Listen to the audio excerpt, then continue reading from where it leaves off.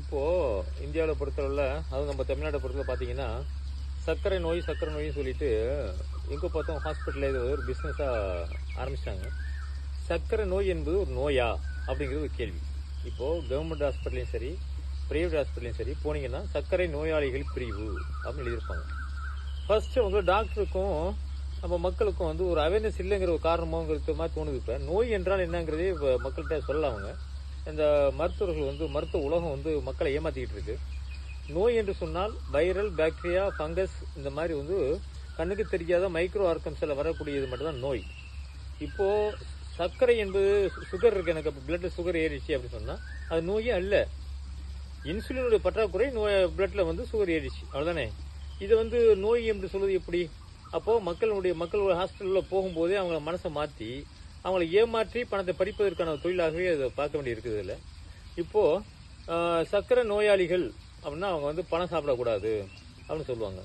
ஏன் சாப்பிடக்கூடாதுன்னு சொன்னால் அது சொல்ல மாட்டாங்க. டாக்டர்ஸை கேட்டிங்கன்னா சர்க்கரை நோயாளிகள் பணம் சாப்பிடலாமா அப்படின்னு கேட்டால் பணம் இனிப்பாக இருந்து சாப்பிடக்கூடாது. ஏன்னா அது அவங்களுக்கே தெரியாது. ஏன்னா டாக்டர்ஸ் வந்து இந்த மருந்து தயாரிக்கிறதுலாம் அவங்களுக்கு எதுவுமே தெரியாது.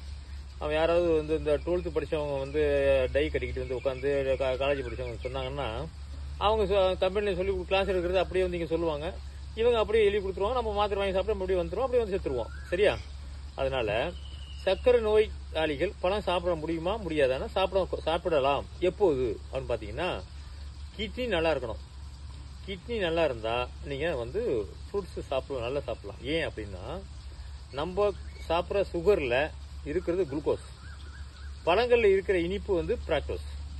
அப்போது குளுக்கோஸ் தான் டைரக்டா பிளட்ல போயிடும். ஆனால் பிராக்டோஸ் வந்து குளுக்கோஸா மாறி குளுக்கோஸ் வந்து பிளட்ல சேர்றதுக்கு மினிமம் 3 to 4 hours ஆகும். அதுக்குள்ள கிட்னி அழகாக பிரிச்சு நம்ம யூரின்ல அனுப்பிச்சி விட்டுரும். அப்போ தேவையான உணவு எடுத்துக்கிடும், தேவையில்லாத கிட்னி பிரிச்சு அனுப்பிச்சி விட்டுரும். அப்போ ஏன் சாப்பிடக்கூடாது? மாம்பழம் சாப்பிடலாம், எல்லா பழமும் சாப்பிடலாம், கிட்னி சரியா இருக்கணும், அவ்வளவுதான்.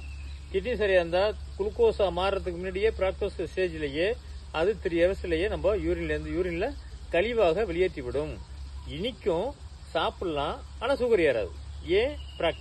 பிராக்டோஸ் வந்து குளுக்கோஸா மாறாமல் எதுவுமே உடம்புல சேராது, பிளட்ல ஏறாது. சரியா? அப்போ இந்த மருத்துவ உலகம் ஏமாற்றுறதெல்லாம் அந்த வருங்கால இளைஞர்கள் வந்து புரிஞ்சுக்கிட்டு ஏன் எதற்கு முதல்ல நோய் ஏன் சொல்றீங்க அப்படின்னு கேள்வி கேளுங்க. அப்பதான் வந்து இந்த நாடை திருத்த முடியும். வருங்காலம் வந்து நம்ம நாடு வளமாக மாறும். சரியா? நன்றி.